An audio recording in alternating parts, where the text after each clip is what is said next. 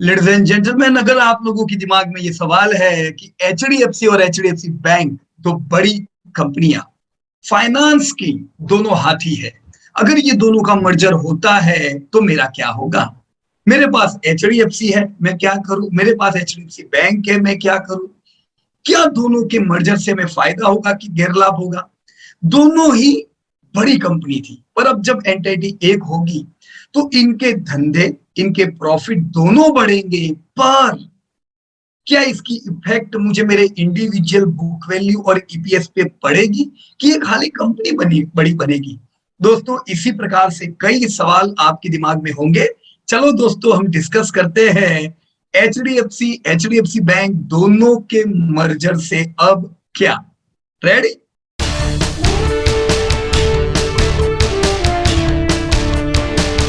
तो सबसे पहले let me tell the disclosure with you that we are investing in HDFC Bank along with HDFC on individual basis. Even we have recommended it since long time, and even yes, we are investing in PMS schemes also. So this is the company where we have been investing since long time, and there is no reason why we should not invest. See, it's very simple. Generally, we recommend those companies which are front runner in any particular area, any particular industry, or from those industries which are growing industries. So see, no doubt about it, private bank is a growing industry in India. Private bank का growth जबरदस्त होता है। अब private bank अगर growing है, if it is growing, then which is the front runner company from private bank? Obviously HDFC bank सबसे बढ़िया bank है पूरे प्राइवेट बैंकिंग में। ये हमको रिकमेंड नहीं कर रहे या टिप नहीं दे रहे दोस्तों, right? It is a very simple, because of their lowest NPA in this whole private banking companies. सबसे कम एनपीए, सबसे बेहतर मैनेजमेंट, सबसे बढ़िया मार्जिन, इन्हीं सब चीजों की वजह से एचडीएफसी बैंक दोस्तों हमारी बरसों से एक टॉप पिक रही है। सिर्फ टॉप पिक ही नहीं, बल्कि जो हम पोर्टफोलियो बनाते हैं उसमें बड़ा हिस्सा एचडीएफसी बैंक के पास जाता है दोस्तों। उसी प्रकार से the other company HDFC is also among the top pick. Why? Because housing finance is also a growing industry of India. अगर हाउसिंग फाइनेंस को आने वाले समय में बढ़ना है तो हाउसिंग फाइनेंस का लीडर कौन है? Obviously, no doubt about it, HDFC is the leading company in housing finance. सबसे बढ़िया धंधा करने वाली, सबसे कम एनपीए, सबसे हाई कंसिस्टेंसी, सबसे तगड़े मार्जिन, तो क्यों ना एचडीएफसी? दोस्तों, इसी कारण से हम हाउसिंग फाइनेंस में एचडीएफसी रिकमेंड करते थे, प्राइवेट बैंक में एचडीएफसी बैंक। लेकिन अब तो यही दोनों बैंक का स्कीम ऑफ अरेंजमेंट होगा। So transformational combination of HDFC with HDFC bank, इससे मुझे क्या? चलो दोस्तों, हम लोग डिस्कस करें कि इससे क्या। मैंने आपको डिस्क्लोजर बता दिया है, और ये भी दोस्तों आप लोगों को बता दूं कि यहाँ पे हमारा कोई पर्सनल ओपिनियन नहीं है कि आप यही कंपनी लो या नहीं है तो लेनी चाहिए। देखो, एक नॉर्मल चीज मैंने आपको बताई है कि जो अच्छी कंपनी हो, जिसका मार्केट शेयर अच्छा हो, जिसकी कंसिस्टेंसी हो, वहां पे पैसा डालने का। Now if you think HDFC is good, yes we should have a stake in HDFC, right? तो हम इसमें कई चीजों को समझेंगे। उसमें पहली चीज है what is the transaction structure. Transaction क्या होने वाला है? So HDFC limited, that is India's largest housing finance company with a total AUM of 5.3 lakh crore as per last year. 5.3 lakh crore का अगर इनका एयूएम है तो करीबन इनको 50-60 हजार करोड़ तो इंटरेस्ट इनकम मिलती ही होगी, राइट? एक लॉजिकल चीज है। एचडीएफसी की मैंने बात की, 50-60 हजार करोड़ की अगर इनकी इनकम खुद के हाउसिंग फाइनेंस बिजनेस में से, साथ में सब्सिडरी से सारी HDFC life, AMC and lots of companies, तो ये सारी सब्सिडरीज होने के कारण एचडीएफसी सबका टोटल मिला के करीबन 1.4 लाख करोड़ का टर्नओवर करता है, राइट? इसीलिए उसका जो मार्केट कैप है वो 4.5 लाख करोड़ का दोस्तों है। अब ये H D F C, yes this H D F C will merge into H D F C bank, right? So who is H D F C bank? It is India's largest private sector bank by assets. हम ये bank को सबसे बड़ी bank sales में नहीं कह सकते क्योंकि आईसीआईसी बैंक वहां पे टक्कर में है, right? But yes, in the terms of assets, your HDFC Bank is the largest among all private sector bank, and their market cap is around 8.5 lakh crore. Friends, please remember, India में एक तो limited कंपनियां हैं 10 लाख करोड़ के market cap वाली, कोई नहीं है। दो है, एक आपकी HDF Reliance more than 15 lakh crore, TCS करीबन 15 लाख करोड़ भी आ जाएगा, और ये तीसरी आपकी कौन?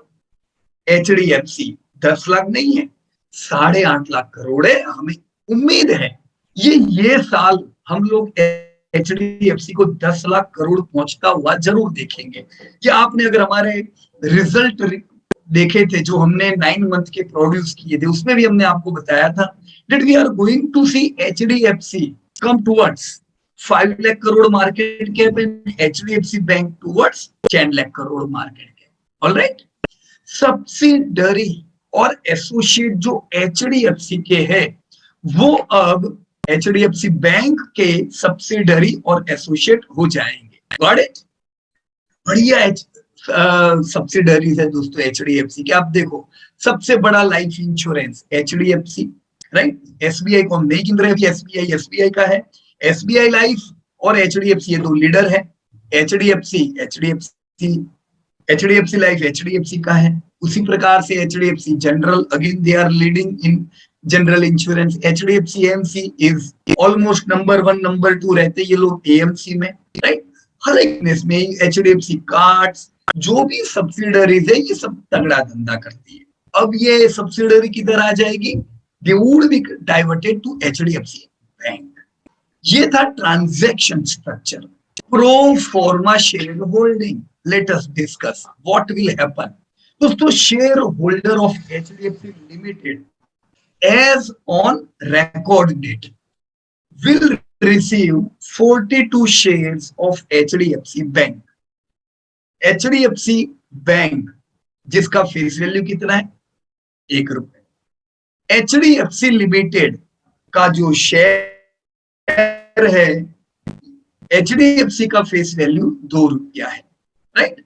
अब HDFC बैंक का फेस वैल्यू मैंने बताया रुपया है।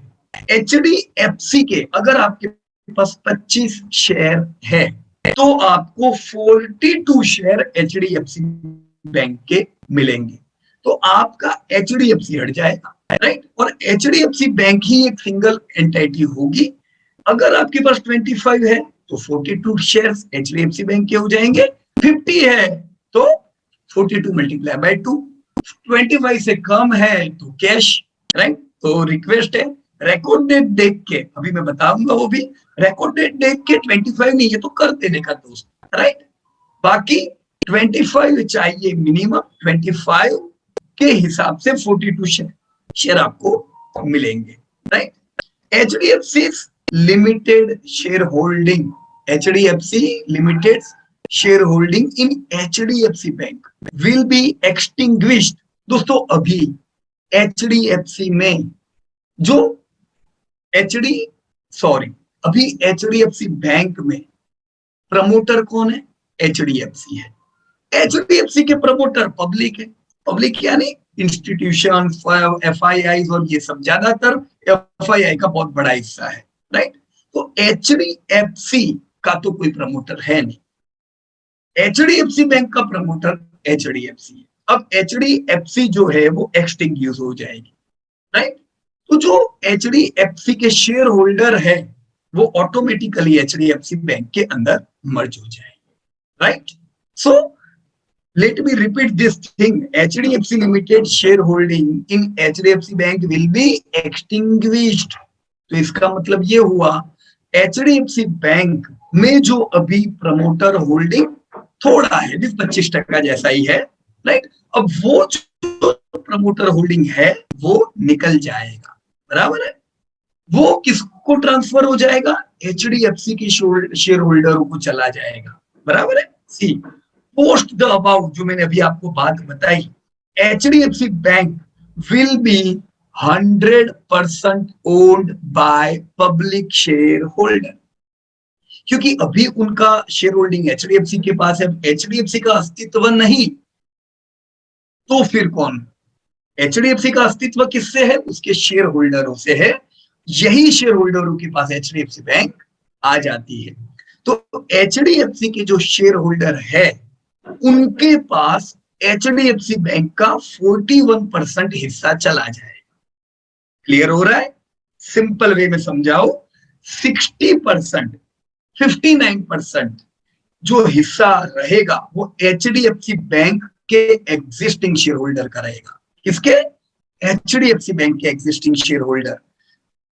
अभी एचडीएफसी बैंक में कौन शेयर होल्डर है, 100% अगर शेयर होल्डर गिने तो उसमें प्रमोटर आए और दूसरे आए, प्रमोटर एक्सटिंग्विश हो गया। अब जो है एचडीएफसी बैंक के जो शेयर होल्डर है, राइट, उनका 59%, बराबर है। 41% कौन होंगे, जो एचडीएफसी के शेयर होल्डर है उनके पास आ जाएगा। तो इससे सीधी बात हो गई, अब एचडीएफसी बैंक का कोई प्रमोटर नहीं होगा, जैसा एचडीएफसी के का अभी तक नहीं था। 41% किसका होल्डिंग बताओ, एचडीएफसी के शेयर होल्डरों का। 59% किसका, 100% एचडीएफसी बैंक जिनके पास थे उनका। तो अगर आपके पास एचडीएफसी बैंक का शेयर होल्डिंग था एक, तो वो अभी डायल्यूट कितना हो जाएगा, अभी उसका वैल्यूएशन 59 होगा। क्यों, क्योंकि दूसरा 41% आपको एचडीएफसी का भी तो मिल रहा है। तो उसी प्रकार से आपके पार्टनर कौन हो जाएंगे, एचडीएफसी के share holder. Got it. Transaction कब तक पूरा होगा दोस्तों, ये जो पूरा ट्रांजेक्शन है, राइट। एक तरफ मैंने आपको बताया कि आपके पास अगर 25 शेयर एचडीएफसी के होंगे तो 42 शेयर मिलने वाले एचडीएफसी बैंक के, right.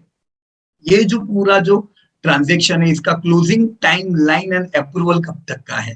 Transaction completion is subject to shareholders, तो आप सबका सिग्नेचर आएगा ना, वो घर पे लेटर आता है, creditors and regulatory approvals including from RBI, IRDAI, CCI. देखो वहां पे तो सीसीआई का रेगुलेशन नहीं आने वाला था, कौन सा, इससे पहले दूसरा हुआ ना, वहां पे आप में से कई लोगों की क्वेरी थी कि सीसीआई का अप्रूवल आएगा, लेकिन उसमें नहीं आने वाला था। यहाँ पे तो सीसीआई का अप्रूवल चाहिए होगा, क्योंकि वो जो कंपनी थी पीवीआर आईनक्स, वो लॉस कर रहे थे, तो ऑलरेडी बेचारे लॉस मेकिंग थे, अब वो मर्ज कर रहे थे, वहां पे आपका सीसीआई का अप्रूवल नहीं चाहिए था, इधर तो सीसीआई का अप्रूवल चाहिए, सेबी का अप्रूवल चाहिए एंड स्टॉक एक्सचेंजेस का चाहिए, right. So closing is expected to be achieved within 18 month. अभी तुरंत नहीं हो जाएगा, अभी तो ये जो पूरा साल है 2000 कौन सा चल रहा है, ये 2022, 2023 में हम एंटर हो चुके हैं, ये पूरा 2023 भी ऐसे ही निकलने वाला है आपका, एचडीएफसी बैंक इंडिविजुअली, राइट। 2024 में ये पूरा अप्रूवल का क्लोजिंग होगा, राइट। तो अब हम देखते हैं दोस्तों, full stake financial service conglomerate as HDFC, right कि नहीं। अब तक क्या थी, HDFC bank was a private bank, it was number 1, housing finance में एचडीएफसी वाज नंबर 1, दोनों मिल गए तो क्या हो गया, it is a full stake financial service conglomerate, win win for all stakeholders. सिर्फ हम लोग कितने समय से कहते थे दोस्तों, इंडिया में कोई प्राइवेट बैंक नहीं है जो लाख करोड़ का प्रॉफिट करती है क्या, न। चाइना की जो बैंक है, 4 बैंक है जो 2 लाख करोड़ का प्रॉफिट करती है, राइट। ये जो ग्रोथ हुआ पिछले 10 सालों का, उसमें उन्होंने ये हासिल किया। इंडिया में भी हम देखने वाले हैं, आने वाले 10 साल में हम देखेंगे आपकी जो बैंक्स है, करीबन 3-4 बैंक तो बाहर निकल जाएगी जो आपकी लाख लाख करोड़ पहुंचेगी। पर अब ये जो स्कीम ऑफ अरेंजमेंट हुआ है, इससे क्या होगा, अब इससे आपकी जो एचडीएफसी बैंक है, ये दोस्तों 2025 या 26 तक ये लाख करोड़ के प्रॉफिट पहुंचने वाली है। अब तो ये लोग तुरंत पहुंच जाएंगे, बराबर है, क्योंकि अब दोनों का प्रॉफिट यहाँ पे इकट्ठा हो जाएगा, राइट। अब full stake financial service conglomerate, so it is win win for all stakeholders. How we can say? See, number one thing, structural drivers in place for housing sector. Housing demand poised to drive Indian economy, right? Second, secured and long tenure product will lead to robust asset portfolio mix, right? Third, secured and long tenure कैसे बताया, detail में हम थोड़ी देर बाद देखेंगे, पर अभी mortgage इस लॉन्ग टर्म ही होती है और सिक्योर्ड भी होती है. Third, ability to cross sell to a large and growing customer base, right. Fourth, leveraging the power of distribution in urban as well as semi-urban and even in rural geographies, क्योंकि आपकी bank तो पूरे rural में भी पहुंची हुई है, right. तो अब जो मोर्गेज का जो बिजनेस है वो ज्यादा फैला सकेंगे. Fifth, combination with proven multi decade mortgage underwriting expertise across credit cycle, right. ये तो कोई डाउट ही नहीं है इस चीज में, multi decade mortgage underwriting experience है. देखो वैसे भी मोर्गेज इतना रिस्की नहीं है. बीच में आपने जो कुछ कंपनी में देखा, इंडिया बुल हो या डीएचएफएल में, जो कुछ थोड़े प्रॉब्लम आए, अब वो भी क्यों आए थे, क्योंकि उनका जो एक्सपोजर था वो कॉर्पोरेट कंपनीज में था. हाउसिंग फाइनेंस में रिस्क उतना नहीं रहता है, right. Sixth point, combined balance sheet, that is most important. Combined balance sheet now will be of around 18 lakh crore. कितने की बैलेंस शीट हो जाएगी दोनों की मिलके? 18 लाख करोड़ की. And around 3.3 lakh crore net worth, enabling larger underwriting and at scale, right. तो बड़े स्केल पे ये कंपनी होगी और मेरे हिसाब से मर्जर से तुरंत ही अब एचडीएफसी बैंक दुनिया की टॉप की बैंक्स में भी आ जाएगी, राइट. सिक्योर्ड, अब हम थोड़ा डेटा की बात करते हैं, राइट. एक्चुअली जब दोनों को कंबाइन करेंगे तो इंडिविजुअल एचडीएफसी बैंक क्या है, एचडीएफसी क्या है, और प्रो फॉर्मा दोनों को मिलके क्या बनेगा. So secured and long tenor product will lead to robust asset portfolio mix. How we can say, let us consider total advances of HDFC bank. कितना एडवांसेस है? देखो कोई भी फाइनेंशियल इंस्टीट्यूशन जो लोन का काम करती है उनका क्या देखा जाता है, एडवांसेस. जितने ज्यादा एडवांसेस उतना ज्यादा उनकी इंटरेस्ट इनकम. अब बैंकों का तो काम ही यही है, इंटरेस्ट इनकम लेने का, बैंक मेजर काम, राइट. तो एचडीएफसी बैंक का टोटल एडवांसेस कितना है? 12.7 लाख करोड़, करीबन 13 लाख करोड़ की नहीं. अब 13 लाख करोड़ का अगर एडवांसेस है, अगेन वही अपनी लॉजिकल बात पे आ जाते हैं, तो करीबन देखो भी बैंक का मार्जिन फाइनेंस कंपनी जितना नहीं होता है इंटरेस्ट इनकम, फिर भी मैं 10% गिनता हूं. वापस कह रहा हूं 10% पूरा इनका स्प्रेड नहीं रहता है. कुछ जो इनकी लोन्स होती है वो ज्यादा इंटरेस्ट देती है, राइट, पर वो लोन रिस्की होती है जिसकी वजह से ये कम इंटरेस्ट मिलने वाली लोन भी ज्यादा बेचते हैं. तो हम ये सीधा 10% नहीं गिन सकते, बट स्टिल हम अंदाजा लगा सकते हैं कि करीबन 1,30,000 करोड़ तो ये श्योर हो गया. अगर इन्होंने 13 लाख करोड़ का एडवांसेस दिया है तो 1,30,000 करोड़ तो इंटरेस्ट इनकम आना ही है. तो बैंक को वैसे करीबन 1,30,000 करोड़ का इंटरेस्ट इनकम आता होगा, ये हम मानते हैं, बराबर है. उसी प्रकार से एचडीएफसी का एडवांसेस कितना है, हमने कुछ मिनट पहले ही बात कर दिया, 5.3 लाख करोड़. तो एचडीएफसी को भी इंटरेस्ट इनकम कितना आता है, 50-55 हजार करोड़ का, राइट. तो दोनों का मिलके अभी आप इंटरेस्ट इनकम गिनो, 2 लाख करोड़ का, तो यार दोनों का एडवांसेस का इंटरेस्ट इनकम हो गया, तो 2 लाख करोड़ तो आएगा इनकम इनका. किसमें से? From proper advances. अब दूसरी सब्सिडरी का क्या है कि नहीं. तो अब हम ये मानेंगे जब दो कंपनी मिक्स होगी pro forma, your advances would be around 18 lakh crore. To be exact it would be 17.9 lakh crore. गिन लो अभी 2 लाख करोड़ तो इनकी इंटरेस्ट इनकम पक्की हो गई है, राइट. कंबाइंड एंटाइटी की लोन बुक मिक्स कैसा है, अब जो मैं अभी आपको कह रहा था, कुछ जगह पे ज्यादा इंटरेस्ट मिलता है पर प्रोडक्ट रिस्की होती है, कुछ जगह कम इंटरेस्ट मिलता है, तो इनको प्रॉपर मेंटेन करना पड़ता है।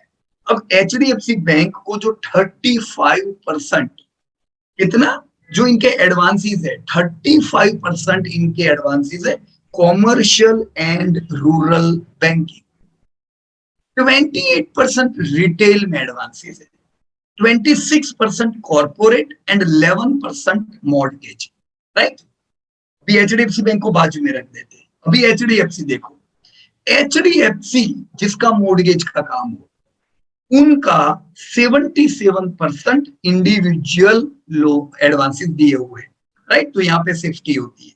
जो कंपनियों को प्रॉब्लम आया, किधर आया था, मैंने बताया कॉर्पोरेट्स में। एचडीएफसी का कॉर्पोरेट में कितना एक्सपोजर है एडवांसेस में, जस्ट 5%।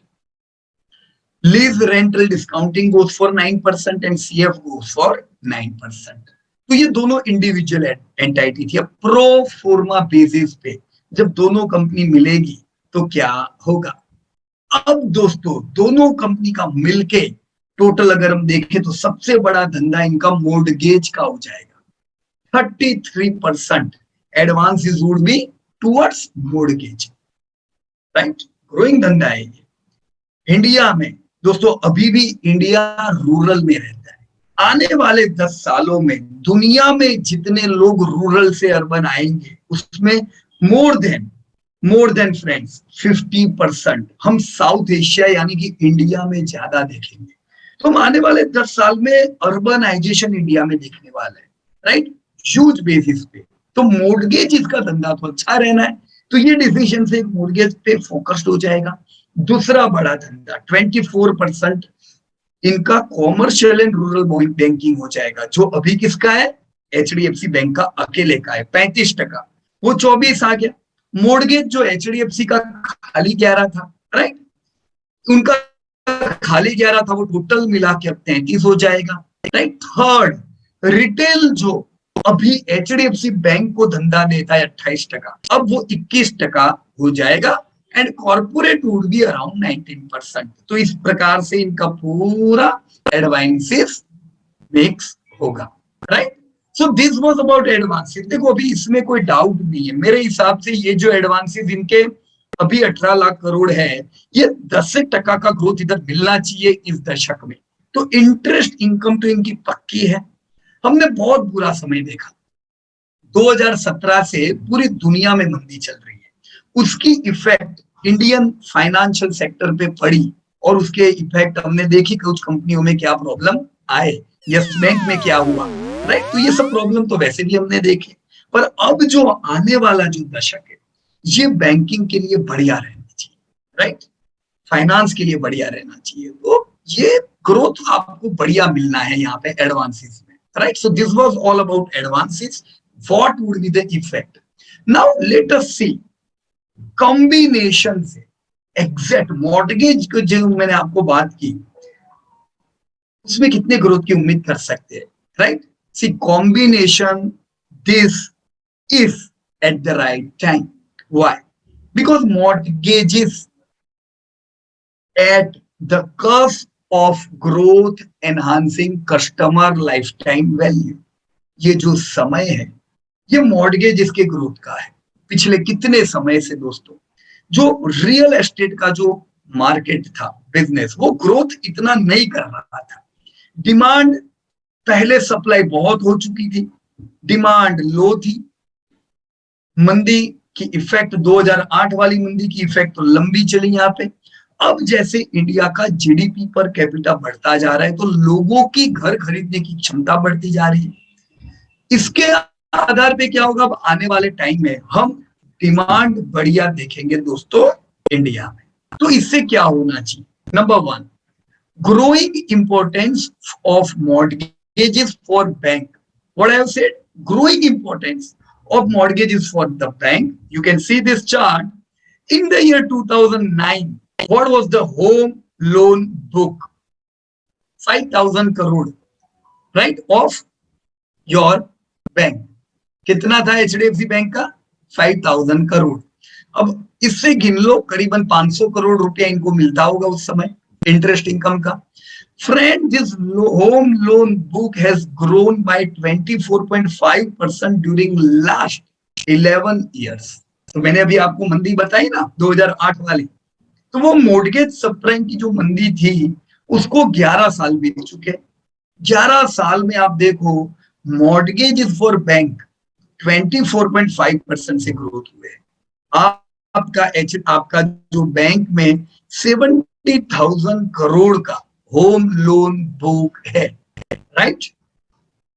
ये जो पूरा जो होम लोन का बुक है, अभी इसमें टेन्योर कैसा रहता है, जैसे देखो सेविंग डिपॉजिट जो होती है, मैं आपको लेंथ बता रहा हूं टाइम फ्रेम में, राइट। कैसे, जैसे credit card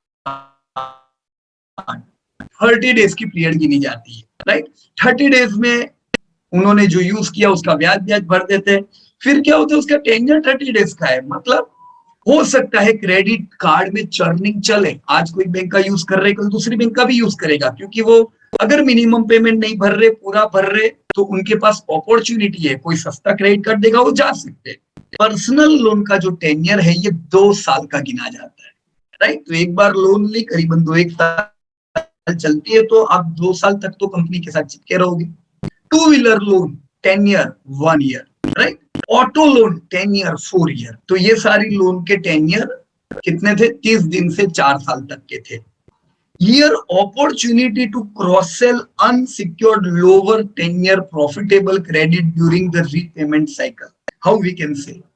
These all 4 product we had personal loan, two-wheeler, auto loan are for short term.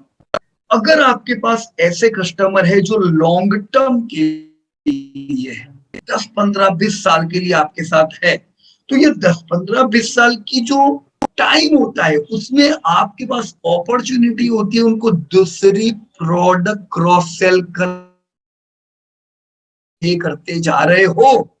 तो जब गाड़ी का समय आएगा हम आपको बता सकते हैं सर ऑटो लोन ले लो, तो वो जो होम लोन चल रहा है साथ में ऑटो लोन ले सकते हैं, टू व्हीलर लोन ले सकते हैं, personal loan, credit card.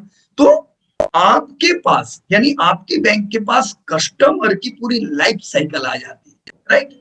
Term deposit होती है बैंक्स के पास 3 से 5 साल की, तो टर्म डिपॉजिट वाले जो कस्टमर होते हैं 3-5 साल वाले होते हैं, इससे लायबिलिटी भी गिना जाता है। लेकिन होम लोन वाले जो कस्टमर है उनकी साइकिल कितनी, 20 साल की। तो होम लोन वाली जो कस्टमर है अब वो दूसरी प्रोडक्ट एचडीएफसी बैंक की खरीद पाएंगे।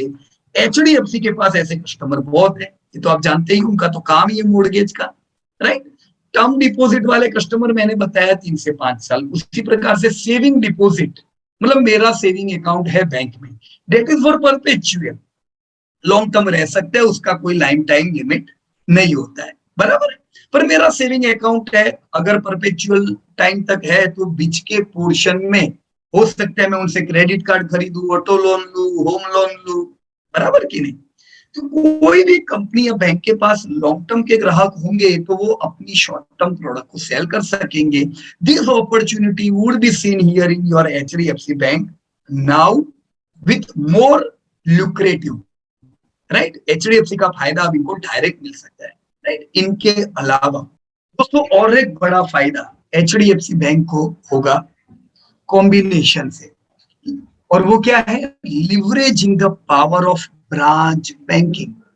well poised, they are well poised for sourcing deposits and housing loans. See, branch deposits compounded with time. अगर हम देखें ब्रांच डिपॉजिट्स तो जितने समय बीतते हैं, जैसे 5 साल से कम समय में, 5 ईयर से कम समय में, वैसे भी एफडी 5 साल में आपकी कितनी हो जाती है, एफडी की साइज भी बढ़ जाती है और कुछ और इन्वेस्टमेंट भी आ जाता है। तो ये जनरली देखा जाता है कि कोई बैंक के पास अगर फिक्स डिपॉजिट है तो 5 साल में वो डबल तो होगा, एक तो ऑटोमेटिकली इंटरेस्ट बढ़ने से और दूसरा दूसरे इनफ्लो से, राइट। 5 to 10 ईयर में 3x हो जाती है। और अगर वो बैंक ब्रांच के पास 20 साल का टाइम है तो उनकी ब्रांच डिपॉजिट 75 गुना बढ़ जाती है, both due to both of this things, right. अब continued branch expansion to increase reach, already काफी ब्रांच कर चुके हैं एचडीएफसी बैंक और कंटिन्यू ये लोग एक्सपांशन में है। तो ये एक्सपांशन का फायदा होगा फिक्स डिपॉजिट्स में भी और लोन्स में भी। फ्रेंड्स 90% ब्रांचेस जो अभी एचडीएफसी बैंक की है वो 15 ईयर्स या उससे कम समय की है, यानी वो एट एन इन्फ्लेक्शन पॉइंट है, वो अभी कुछ समय में प्रॉफिट पे आने वाली है। जैसे 5 साल से कम समय की ब्रांच 1000 से ज्यादा है, करीबन 1100। 5 से 10 साल जितनी ब्रांच को उनके हो गए ऐसी 2500 ब्रांचेस है, और 10 से 15 साल हुए हो ऐसी ब्रांचेस एचडीएफसी की 1500 है। तो ये सारी जो ब्रांचेस है ये एक इन्फ्लेक्शन पॉइंट पे है, ये ब्रांचेस भी और बढ़िया हो जाएगी। अभी एचडीएफसी बैंक के पास 404 ब्रांच है जिनको 15 साल से ज्यादा हो चुका है, और 131 ब्रांच है जिनको 20 साल से ज्यादा हो चुका है, right. 50% of branches in semi-urban and rural aiding affordable housing growth। तो ये जो इतना बड़ा जो इनका नेटवर्क है, ये नेटवर्क से इनको हाउसिंग और डिपॉजिट्स दोनों का मेल तगड़ा हो सकता है, right. Now what will happen friends when these both companies would get combined? एक तो ऑलरेडी ये टॉप क्वालिटी कंपनी है, हर एक सेक्टर में फ्रंट रनर है। Now when both will be combined it will improve their ability to better cross sell with full suite of financial products।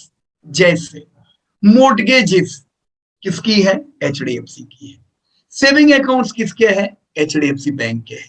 Plus now combined customer base जो भी हो गया दोनों का, HDFC bank and HDFC, now they have life insurance, general insurance own, right. ये third party बेच सकते हैं, पर now it would be their own, क्योंकि अब जनरल इंश्योरेंस, लाइफ इंश्योरेंस ये एचडीएफसी बैंक की सब्सिडरी हो जाएगी। Health insurance, investment products, credit cards, personal loan, अब इनमें से ज्यादातर जो सेगमेंट है ये ऑलरेडी ग्रोइंग सेगमेंट है।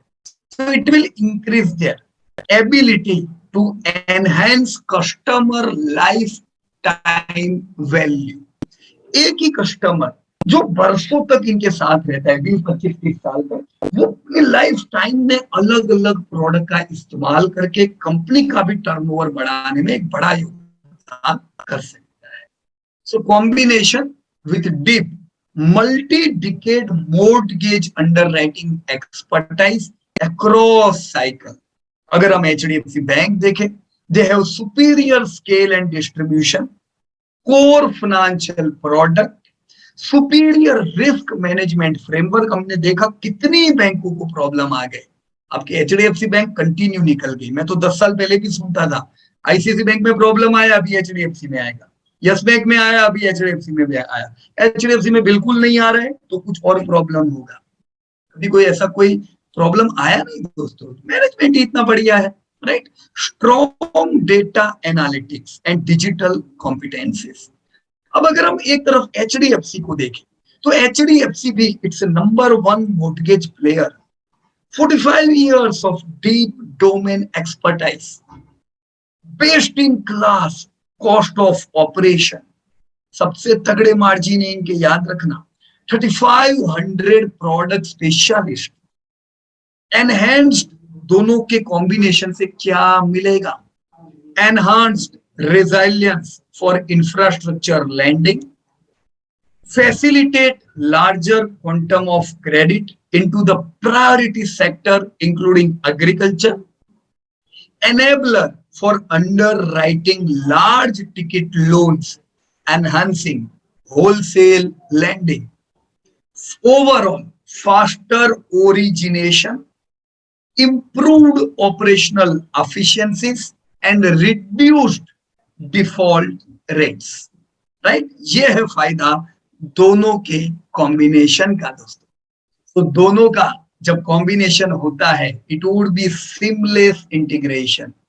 पीपल, एचडीएफसी बैंक सबसे ज्यादा एम्प्लॉय प्राइवेट बैंकिंग में एचडीएफसी बैंक के पास है, ऑलरेडी ह्यूमन कैपिटल जबरदस्त है।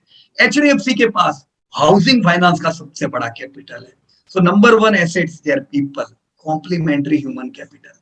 Second processes, well entrenched and aligned processes would reduce lead time typically needed to unlock synergies. जब दो अलग अलग कंपनी होती है, इनका लाइफ इंश्योरेंस बेचना है, इनका जनरल इंश्योरेंस बेचना है, थोड़ा मुश्किल है। जब ये एक ही कंपनी होती है दोस्तों, it would help reduce lead time typically needed to unlock synergies. Third, infrastructure. Just सोचो, पहले एचडीएफसी भी होगी, एचडीएफसी बैंक का भी अलग infra, huge cost. Infrastructure, now minimal need towards optimization of any physical infrastructure asset. जब HDFC bank already है तो फिर एचडीएफसी के अलग इंफ्रा की जरूरत नहीं है। Adjust to bank model.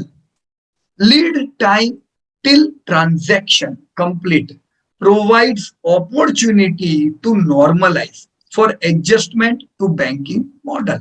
And last but not least, limited disruption. Friends, existing arrangement on mortgages to continue. Ability to further scale up during before effective date. Right, तो चलो अभी आंकड़ों की माया जाल पे आ जाए।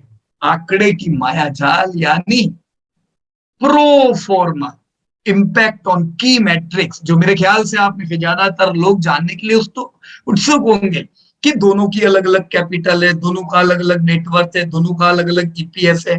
क्या सब एक हो जाएगा तो ईपीएस भी बढ़ जाएगा? ऐसा नहीं होता है।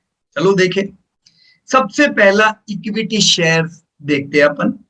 Equity share outstanding HDFC bank के कितने हैं? 554 करोड़। कितने हैं शेयर एचडीएफसी बैंक के अभी? 554 करोड़। एचडीएफसी 181 करोड़। राइट, अब दोनों का जो प्रो फॉर्मा होगा उससे 742 करोड़ इक्विटी शेयर हो जाएंगे। तो एक तरफ जब आप देखते हो कि एचडीएफसी बैंक का धंधा में एचडीएफसी का धंधा भी गिना जाएगा, धंधा बढ़ेगा, उसके साथ क्या बढ़ेंगे? पार्टनर भी तो बढ़ेंगे। भूल गए वो 41% आने वाले इसके अंदर, एचडीएफसी बैंक के अंदर, एचडीएफसी के जो है वो। राइट, तो इससे क्या होगा दोस्तों? प्रो फॉर्मा इक्विटी 742 करोड़, मतलब डेल्टा इसे कहते हैं। डेल्टा मतलब चेंज रियल से कितना होता है? 34% आपके एचडीएफसी बैंक के टोटल नंबर ऑफ शेयर बढ़ जाएंगे। अपने पार्टनर भी तो बढ़ गए। देखो, धंधा बढ़ा, गुड, प्रॉफिट बढ़ा, अगेन गुड, पर पार्टनर बढ़ने के साथ राइट तो उसकी एक नेगेटिव इंपैक्ट भी आती है। आप ये नहीं उम्मीद कर सकते कि ईपीएस पे भी उतना ही इंपैक्ट आएगा जितना धंधा और प्रॉफिट पे आएगा। राइट, चलो उस पे हम आते हैं। ये तो देखे दोनों का मिला के प्रॉफिट कितना होगा। एचडीएफसी बैंक जो कि पिछले साल 35,875 करोड़ का प्रॉफिट किया, ये साल हमें उम्मीद थी 40,000 करोड़ का तो प्रॉफिट इनका पार होने वाला है। एचडीएफसी ने पिछले साल 13,388 करोड़ का प्रॉफिट किया, तो दोनों की ज्वाइंट एंटाइटी कितना करेगी? 49,263 करोड़ का प्रॉफिट। राइट, पर ये साल भी दोनों अलग ही रहेगी। ये तो इफेक्ट तो 18 महीने बाद आने वाली है। राइट, नहीं तो दोस्तों हम एक और कंपनी देखते हैं। असल में दोनों के कॉम्बिनेशन से ये थोड़ा मिस हो रहा है ना, पर ये पिछले साल के रिजल्ट है दोस्तों। इसी साल ये दोनों का कॉम्बिनेशन 60,000 करोड़ के प्रॉफिट को पार करने वाला है। राइट, पर लास्ट ईयर के डेटा के हिसाब से 49,263 करोड़। तो अभी थोड़ा ध्यान से देखो, शेयर होल्डर 34% बढ़ेंगे, पर प्रॉफिट कितना बढ़ने वाला है? 37%। राइट, अब प्रॉफिट अगर 37% बढ़ेगा तो क्या मेरा ईपीएस भी, यानी मेरे हिस्से का प्रॉफिट भी 37% बढ़ेगा? नहीं दोस्तों, वो इसलिए नहीं बढ़ेगा क्योंकि कंपनी का टोटल प्रॉफिट 37% से बढ़ेगा, पर वो टोटल प्रॉफिट में पार्टनर्स दूसरे ऐड हो जाएंगे। होंगे कि नहीं? 34% पार्टनर इंक्रीज हो जाएंगे। तो इससे क्या होने वाला है? Earning per share, earning per share अभी 65 रुपीज एचडीएफसी बैंक का है, 74 रुपीज एचडीएफसी का है। दोनों के कॉम्बिनेशन से ये मत सोचना दोनों का डबल हो जाएगा, राइट। शेयर होल्डर ऐड होने वाले एचडीएफसी बैंक में तो आपका डाइल्यूट होगा, जिसकी वजह से प्रो फॉर्मा ईपीएस कितना होगा 67, यानी कितने की बढ़ोतरी 3% की बढ़ोतरी, राइट। लेट मी रिपीट, आपका प्रॉफिट कितने परसेंटेज से बढ़ा है 37% से, पर आपका ईपीएस कितने परसेंटेज से बढ़ेगा 3% से, ये मर्जर होने से। Got it. नेटवर्थ, अभी नेटवर्थ एचडीएफसी बैंक का 2.3 लाख करोड़ है, एचडीएफसी का 1.15 लाख करोड़ है। तो नेटवर्थ तो क्या है, दोनों का अलग अलग अदर रिजर्व है, राइट। ये दोनों का टोटल 3,30,000, 3.3 लाख करोड़ का नेटवर्थ नहीं, अब जो एचडीएफसी बैंक होगी उसका हो जाएगा। तो नेटवर्थ तो यस, आपका प्रॉफिट 37% से बढ़ेगा, पर नेटवर्थ 44% से बढ़ेगा, राइट। अगेन मैं कहता हूं, इससे ये मत मानना कि आपका इंडिविजुअल नेटवर्थ भी 44% से बढ़ेगा, राइट। वो कैसे गिनेंगे, बुक वैल्यू, याद है ना, बुक वैल्यू कैसे गिनते हैं, net worth divide by total number of shares, right. तो अब अगेन सोचो कि आपकी कंपनी का नेटवर्थ 44% से ग्रोथ होगा, लेकिन शेयर होल्डर भी 34% से बढ़ने वाले हैं। शेयर्स, मुझे शेयर होल्डर नहीं कहना चाहिए, टोटल नंबर ऑफ शेयर 34% से बढ़ने वाले, तो उसकी एक नेगेटिव इंपैक्ट आपके बुक वैल्यू पे आएगी, आएगी ना। 44% से नेटवर्थ बढ़ेगा, पर आपका जो बुक वैल्यू है वो 8% से बढ़ेगा। अभी एचडीएफसी बैंक का बुक वैल्यू 414 है, एचडीएफसी का बुक वैल्यू 638 है, याद रखना। इसका 2 रुपया फेस वैल्यू है, उसका 1 रुपया, इसलिए डिफरेंस है, राइट। अब दोनों की कंबाइंड एंटिटी जो होगी उसकी बुक वैल्यू 446 रुपीस होगी, राइट। तो बुक वैल्यू कितनी बढ़ी दोनों के मर्जर से, 8% से बढ़ी। Got it. तो ये ध्यान रखना, बराबर है।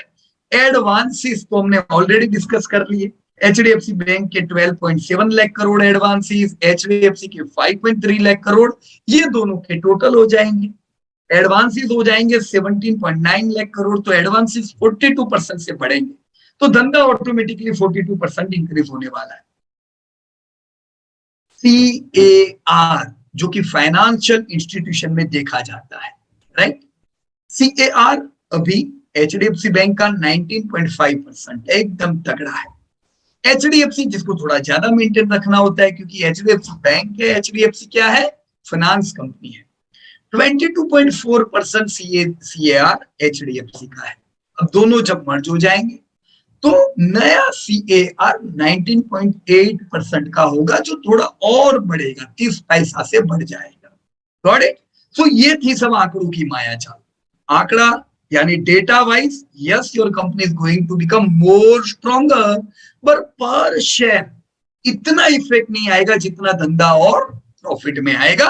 लॉन्ग टर्म में तो आएगा, पर इमीडिएटली मर्जर से नहीं आएगा। Got it friends. So this was about both of this combination. अब आखिरी चीज दोस्तों, इंडिकेटिव टाइमलाइन एंड की अप्रूवल। मैंने पहले ही बताया 18 मंथ इसको पूरा लगने वाले हैं। सबसे पहला क्या होता है, board approval. So approval of the transaction and other documents including scheme of arrangement, valuation report, fairness option, ये 4 अप्रैल को ऑलरेडी अनाउंस कर चुके हैं। Got it, right. मैंने भी पेपर रखा हुआ है, मैं देख के बताता हूं। और नेक्स्ट क्या था हमारा, या रेगुलेटरी फाइलिंग एंड अप्रूवल। अब ये थोड़ी मुश्किल चीज है।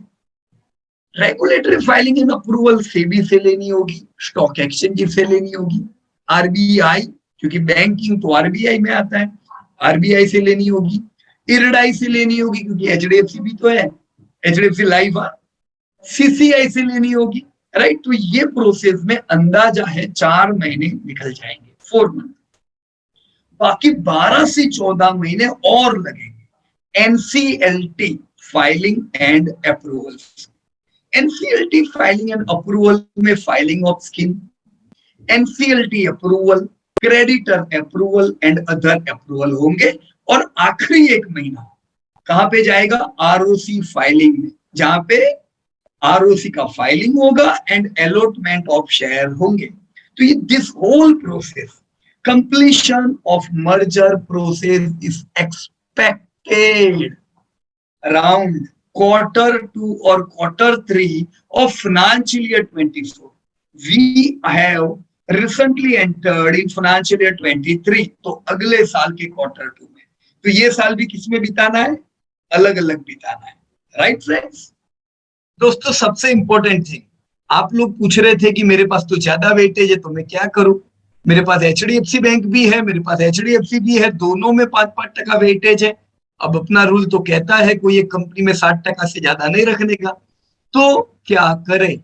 अब ये तो दुविधा हो गई है ना, लेकिन चिंता की बात नहीं है। देखो अभी कितना टाइम है, अभी तो 1.5 साल लगेगा। Q2 of 2024 में ये चीज होने वाली है, राइट? तो अभी काफी समय है, पर आने वाले समय में होगा क्या? देखो मैं सबसे पहले मैं यहाँ पे आपका एचडीएफसी बैंक का प्लानिंग लिख देता हूँ। ये दिस इज एचडीएफसी बैंक। आपने क्या प्लान किया था बताओ मेरे को? देखो दिस वॉज एचडीएफसी बैंक, और हमारा ये प्लान था शुरुआत से ही कि जब भी ये गिरेगा हम 1250 1250 के आसपास इसको बाय करेंगे, राइट? और थोड़ा ऐड करेंगे। तो अभी क्या हुआ, बाजार में तो करेक्शन चल रहा था, तो एचडीएफसी बैंक देखो अभी जस्ट मार्च महीने में 1292 तक का लो लगा के वापस से आ गया ये। तो अब ये लाइफ टाइम हाई के करीब आ गया। एचडीएफसी बैंक का देखो लाइफ टाइम हाई क्या था? 1725। इसने अभी कल परसों कौन सा हाई लगा है? 1721। तो ये तो लाइफ टाइम हाई ऑलरेडी आ गया है।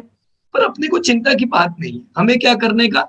1830 जो अपना वैसे भी टारगेट एक्सपेक्टेड था, तो अभी तुरंत वेटेज घटाने का जरूर नहीं है।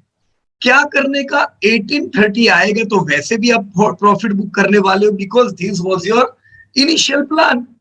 तो आपको वेटेज सेट करने के लिए जो प्रॉफिट बुक करना है वो तो वैसे भी 1830 पे तो आप करने ही वाले हो। तो एक एचडीएफसी बैंक 1830 पे हम थोड़ा प्रॉफिट बुकिंग करेंगे। वैसे हम 5% प्रॉफिट बुक करते, राइट? मेरे पास 100 शेयर पड़े हैं, मैं 5 शेयर में प्रॉफिट बुकिंग कर सकता था। अब मुझे थोड़ा वेटेज एडजस्ट करना होगा, तो मैं थोड़ा ज्यादा भी कर सकता हूँ, but it's all right. 1830 is my near term target. HDFC का प्लान तय हो गया, और दूसरा, सॉरी, एचडीएफसी बैंक का, और ये है एचडीएफसी। देखो एचडीएफसी में क्या आपने सेट किया हुआ था? आपका पिछले समय जब हमने नतीजे डिक्लेयर किए तब हमारा प्लानिंग क्या था? 23, 26 से 1969 के बीच में ये जब भी आता है we are going to add. तो इसीलिए हमने थोड़े और ऐड किए, राइट? ये आप देख रहे हो वैसे इसी रेंज से बढ़िया बाइंग आया, और ये भी ऑलमोस्ट लाइफ टाइम हाई के करीब आ गया था। देखो लाइफ टाइम हाई था इसका 3021, और इसने परसों 2853 का हाई लगा दिया। पर हम क्या करेंगे? देखो आपका प्लान क्या था? Your target was 3200, so definitely 3200 आएगा तो इसमें भी थोड़ा हम प्रॉफिट बुकिंग करेंगे, राइट? कुल मिला के अभी अपने पास टाइम है 1.5 साल का, क्योंकि वो तो तभी होने वाला है। उस समय तक हम इसका वेटेज 7% दोनों का कंबाइन करके ला देंगे। वो कैसे आएगा?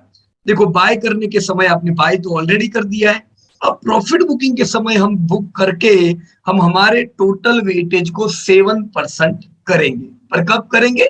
कोई भी चीज बेचनी कब है? टारगेट पे। कोई भी चीज लेनी कब है? नीचे बाइंग लेवल पे। So it's very simple. तो कोई बहुत चिंता की बात नहीं है। आपने जो प्लान किया है दैट्स फाइनल, और एक बढ़िया प्लान है।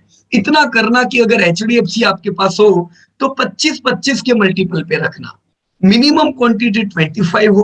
अब 25 से अगर 40 हो रहे, राइट, तो जब प्रॉफिट बुक करो तो ऐसे बुक करना कि 25 ही रहे आपके पास। मान लो आपके पास और कोई मल्टीपल में है तो लोवेस्ट मल्टीपल के हिसाब से सेट करना, राइट? मान लो आपके पास 60 है तो 50 आपका मल्टीपल होना चाहिए, तो 10 में प्रॉफिट बुक कर लेने का 3200 आएगा तब, राइट? सो मेरे हिसाब से this is very simple and sweet plan, right friends? So I hope we were able to clarify about both of these merger. And if you are thinking about the record date, then still record date is not announced. We will hope record date would be coming in few days, but still there is a long time for whole of this process, right? But we should be mentally prepared that at least let us have 25 shares so that we can get 40 shares, 42 shares of HDFC Bank, or we can directly have HDFC Bank. बराबर कि नहीं? तो this is not a team, अगर आपके पास है तो आप इसको कुछ कर सकते हो, राइट? ओवरऑल दोस्तों तगड़ा, ये भारत का सबसे बड़ा मेरे ख्याल से मर्जर होगा।